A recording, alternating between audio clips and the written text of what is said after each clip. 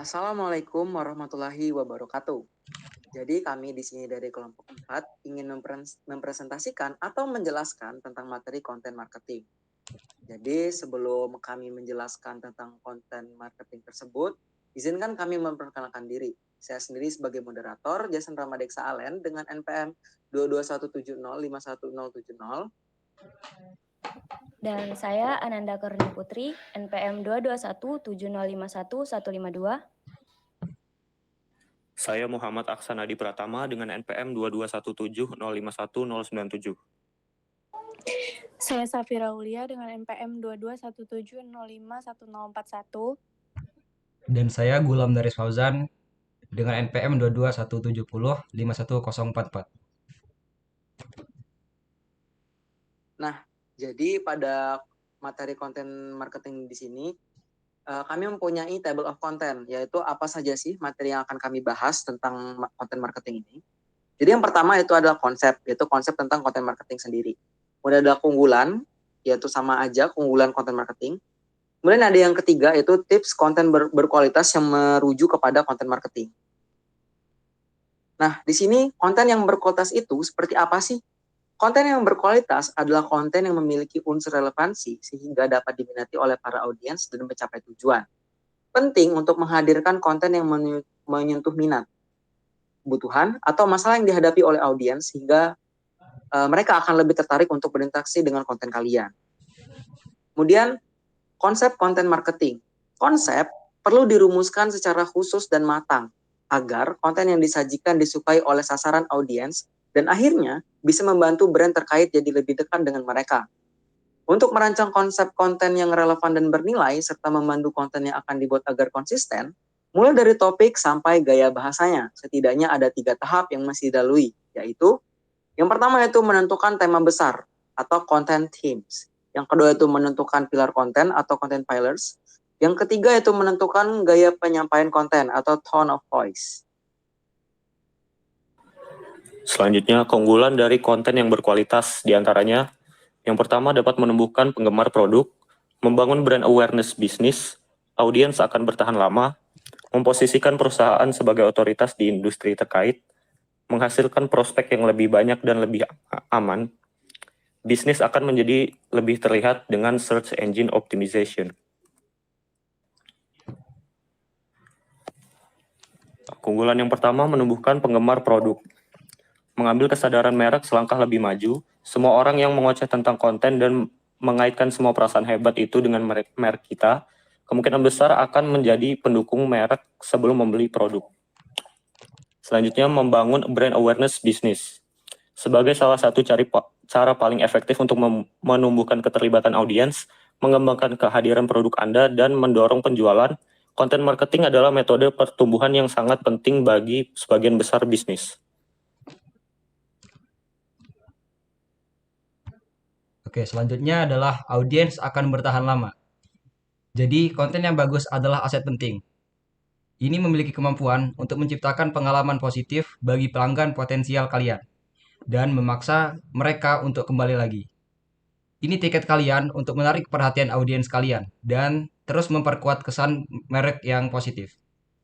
Lalu selanjutnya adalah memposisikan perusahaan sebagai otoritas di industri terkait.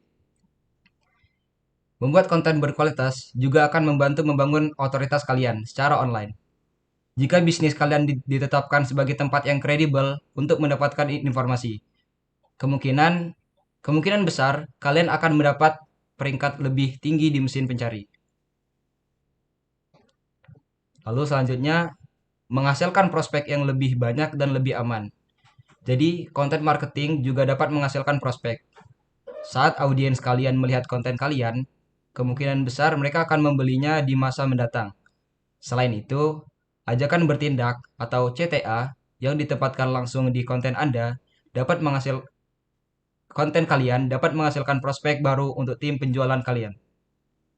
Dan yang terakhir, bisnis akan menjadi lebih terlihat dengan SEO atau Search Engine Optimization. Jadi semakin konsisten konten berkualitas tinggi yang kalian hasilkan, semakin baik supaya SEO kalian Misalnya kalian misalnya konten kalian harus membantu bisnis kalian terlihat online dan membangun kepercayaan dan otoritas dengan audiens kalian.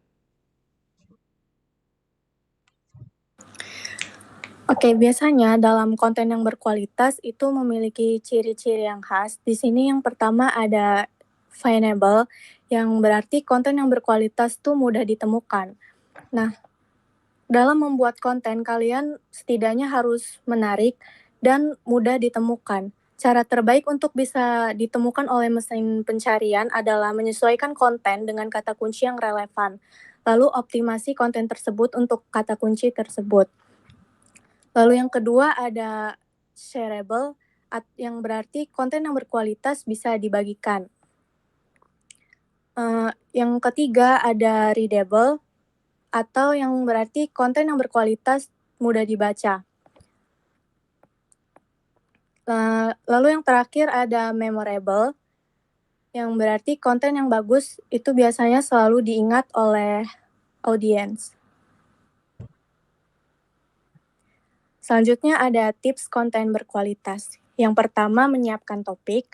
Pemilihan topik bisa dari beragam opsi, misalnya menyesuaikan branding yang kalian bangun atau juga mengikuti tren yang sedang populer saat ini. Yang kedua, cari sumber. Membuat konten based on literatur itu penting sekali karena apa yang kamu sampaikan bisa dipertanggungjawabkan. Konten yang memiliki data yang kuat atau based on data juga lebih dipercaya sehingga jauh dari potensi hoax yang terjadi saat ini. Oke, baik. Jadi, saya Ananda Kornia Putri izin melanjutkan penjelasan materi tentang tips membuat konten berkualitas dari rekan saya sebelumnya, Safira Aulia. Jadi, yang ketiga itu adalah membuat headline yang hebat atau yang keren. 80% orang itu membuka konten karena headline-nya yang menarik perhatian. Hal ini adalah alasan kenapa harus membuat konten dengan headline yang hebat agar menarik orang untuk membuka konten yang kamu buat.